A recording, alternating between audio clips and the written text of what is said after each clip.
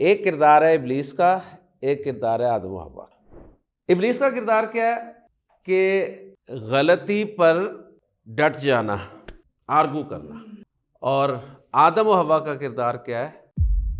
ربنا ظلمنا انفسنا وَإِن لَّمْ تَغْفِرْ لَنَا وَتَرْحَمْنَا لَنَكُونَنَّ مِنَ الْخَاسِرِينَ۔ دعا میں نے آپ کے سامنے ذکر کی ہے، اور دعا اکثر ہم اپنی دعاؤں میں شامل کرتے ہیں۔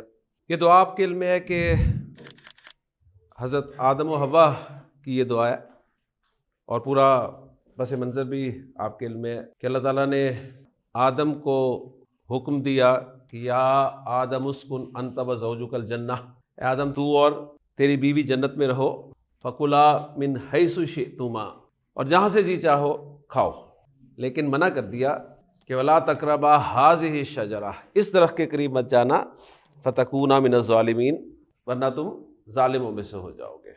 شیطان نے اپنا کام کیا، کنفیوژن کریٹ کی، ٹھیک ہے، وسوسہ لہما، وسوسہ کہتے ہیں جی کنفیوژن کریٹ کرنے کو، اور کیا کہا اس نے کہ تمہارے رب نے تمہیں اس درخت سے اس لیے منع کیا ہے کہ ان تکونا ملکین، کہیں فرشتے نہ بن جاؤ، او تکونا من الخالدین، یا پھر ہمیشہ ہمیشہ یہاں رہنے والے نہ بن جاؤ۔ اور قسم کھا کے پھر اس نے کہا وَقَاسَمَهُمَا، ان دونوں سے قسم کھائی، انی لکما لمن الناصحین، میں تو تمہارا بڑا ہی خیر خواہ۔ تمہارے رب نے تمہیں اسی لیے منع کیا اس درخت کے قریب جانے سے کہ کہیں تم فرشتے نہ بن جاؤ، یا پھر اس میں ہمیشہ ہمیشہ رہنے والے نہیں۔ شیطان نے پھر انہیں شیشے میں اتار لیا اور ان سے وہ کمٹ کروا دی۔ پھر رب نے کہا الم انہکما ان تلکما الشجرہ، کیا میں نے تم دونوں کو اس درخت کے قریب جانے سے منع نہیں کیا تھا؟ وَأَقُلْ لَكُمَا، اور کیا میں نے نہیں کہا تھا کہ ان الشیطان لکما عدو مبین، کہ شیطان تمہارا کھلا دشمن ہے؟ اس پہ پھر آدم و حوا نے کیا کہا؟ قالا ربنا ظلمنا انفسنا وَإِن لَّمْ تَغْفِرْ لَنَا وَتَرْحَمْنَا لَنَكُونَنَّ مِنَ الْخَاسِرِينَ۔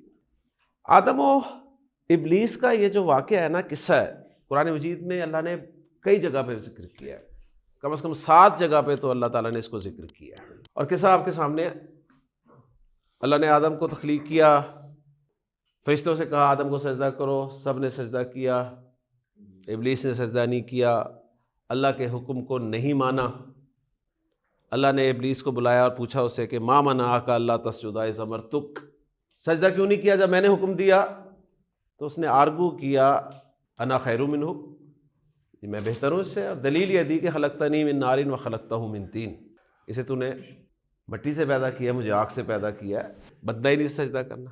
اللہ نے اسے وہاں سے نکل جانے کا حکم دیا، اس نے مہلت مانگی، اللہ نے مہلت دی، اور پھر آدم و حوا کو کہا کہ جنت میں رہو، اور منع کر دیا۔ شیطان نے اپنا کام شروع کیا، اور ان سے بھی اللہ کے حکم کی نافرمانی کروا دی۔ اللہ کا حکم ہی تھا نا انہیں بھی کہ درخت کے قریب نہیں جانا، صحیح؟ اب ظاہر بات ہے، جس طرح اللہ نے ابلیس سے پوچھا تھا ہاں بھائی کیوں سجدہ نہیں کیا، تو پھر اللہ نے ان سے پوچھا کہ میں نے منع نہیں کیا تھا۔ اب یہ جو طرز عمل ہے نا، یہ نوٹ کرنے والا ہے۔ ایک کردار ہے ابلیس کا، ایک کردار ہے آدم و حوا کا۔ ابلیس کا کردار کیا ہے کہ غلطی پر ڈٹ جانا، آرگو کرنا، اور آدم و حوا کا کردار کیا ہے؟ غلطی پر معافی مانگنا۔ تو اس 7 مرتبہ کم از کم اللہ تعالیٰ نے قرآن مجید میں کہیں تفصیل سے کہیں مختصر اس واقعے کو ذکر کیا، تو قرآن مجید ہمارے لیے ہدایت ہے، ذہن میں رکھیے گا۔ ہمارے سامنے مسائل آتے رہتے ہیں، ہم غلطیاں کرتے رہتے ہیں۔ اب غلطیوں کے بعد کیا ہم ابلیس والا رول پلے کر رہے ہوتے ہیں یا آدم و حوا والا رول پلے کر رہے ہوتے ہیں، یہ ہم نے جاننے کی کوشش کرنی ہے۔ قرآن مجید ایک مخصوص وقفے کے بعد وہ سبق بات یاد کراتا ہے، قصہ یاد کراتا ہے بار بار کہ دیکھو ایک یہ کردار ہے، ایک یہ کردار ہے۔ ہم میں سے کتنے ہیں جی جو غلطی کرنے کے بعد معافی مانگتے ہیں؟ تو غلطی کے بعد معافی مانگنا یہ آدم و حوا کا رول ہے، اور غلطی کے بعد غلطی نہ ماننا بلکہ اس پہ ڈٹ جانا اور مختلف تعویلیں پیش کرنا، یہ ابلیس کا کردار ہے۔ تو اللہ سے دعا ہے کہ اللہ تعالیٰ ہمیں آدم و حوا والا کردار جو ادا کرنے کی توفیق عطا فرمائے۔